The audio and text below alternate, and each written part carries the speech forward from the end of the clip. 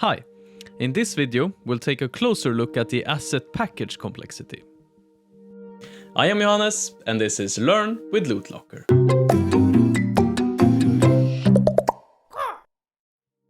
An understanding of assets, characters, classes and complexities are needed to follow along in this video, so if you haven't watched those videos, I recommend that you do that now. Link is in the description.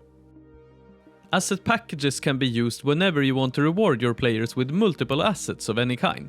For example, when rewarding the player with a full armor set, or if they buy something, they could get another item for free. Asset packages are not that complex in their use case, they work like a container of sorts that you can add assets to, and works in the same way as generic assets in all other cases. Now, let's take a look at how you create an asset package. Creating an asset package follows the same structure as all other complexities. So we head to Settings, Context, and click Add Context.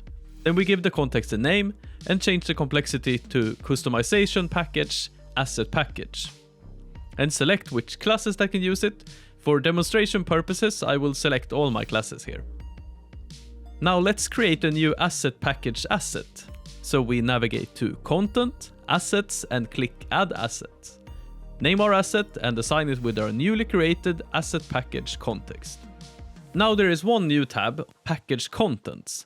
The setup here is simple. You just click the Add Content to Package button to add as many assets as you want to this package, and the player will get all of these assets in their inventory when they receive this asset.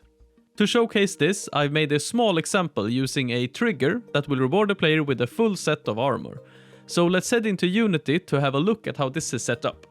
When clicking this button, we run the getArmorSet function, which will run LootLocker SDK Manager.triggering an event and send in the name of our trigger.